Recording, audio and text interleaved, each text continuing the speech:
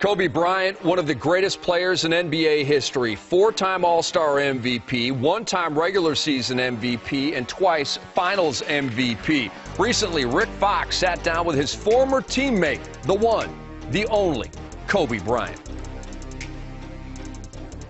Bryant again going to work, falls down. Again, he's struggling.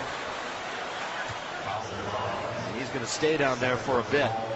I was at the game when you went down, and I couldn't help but, want to run out there because I knew it wasn't the normal. At what point did you know it wasn't just you went down like 2 times in that game before that one. Yeah. What point did you know? Right away, because I knew, I've been in the league for so long and seeing a lot of players have this injury, you know the description of it. You feeling like somebody kicked you from behind. Right. That's exactly what it felt like. So I was like, oh, man. Hopefully somebody really did kick me from behind. Yeah. Once I realized I was all by myself, I knew exactly what had happened. That all by yourself. And that's a long walk to the training room. What thoughts did you have? Well, one, I will walk. And then, immediately it was, well, I got to make these 2 free throws because you've come too far. The game's right there. About to get into these playoffs.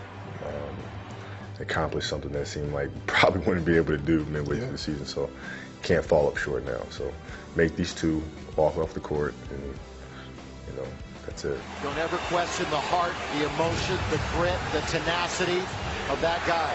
During the timeout, I was trying to walk and trying to find a way that I could kind of put my foot down, or maybe I can go out there for the last whatever minutes and be a threat out on the floor. And, it just feels like the tendon's almost rolling up into your calf. So I said, it's probably not a good idea to try to fight through this one. Should probably just take my behind off the court. Did you have a moment to be angry? Oh yeah, right away. At home, particularly that night, not being able to sleep, and you're just frustrated, and you just, and you're angry, and once you get that off your chest and vent a little bit and let it out, then from that point it became, well, there's nothing you can do about it now. You can't cry about it now. I mean, it is what it is.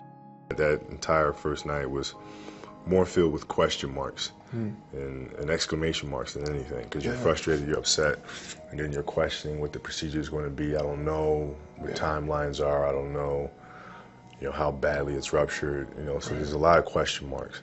And then you have a procedure, and then after, pretty quickly. Then the next day after that, so 2 days after the injury, I'm already talking with the doctor about therapy and timelines, and he was very pleased with the tear and it being a clean tear. And so I got positive feedback pretty quickly. What's that conversation you've had with that Achilles? When's that? When you saw that schedule and you circled that game, so we're not missing that game. Right. Do you know what game that was?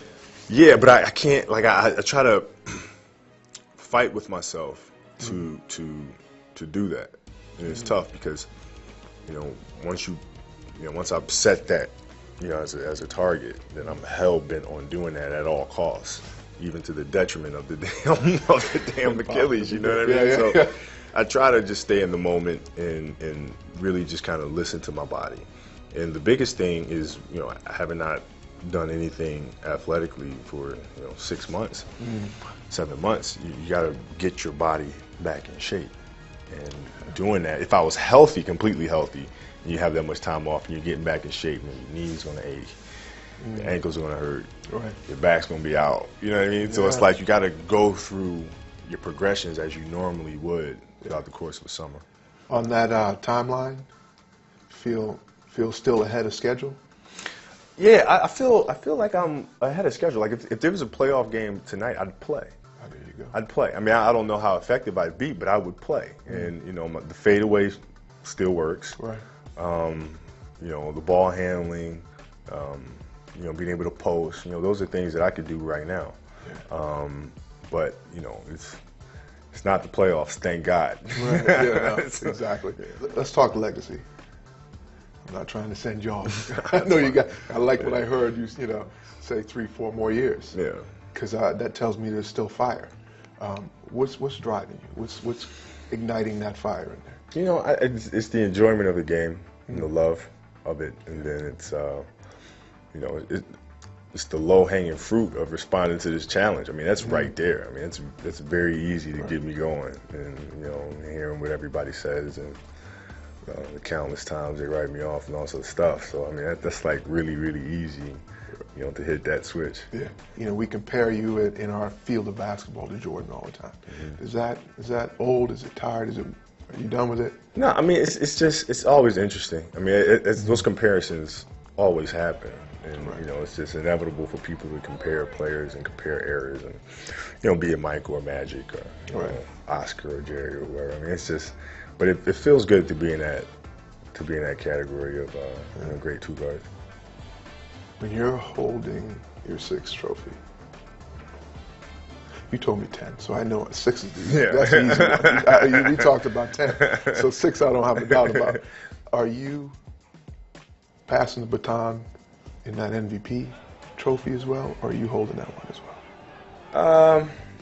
I don't know. More than likely, I'll probably be holding it just because of the dynamics of the team and how much I have to do for the team. But I could care less if I was or wasn't. I mean, as long as I'm holding that 6th one, that's the most important one.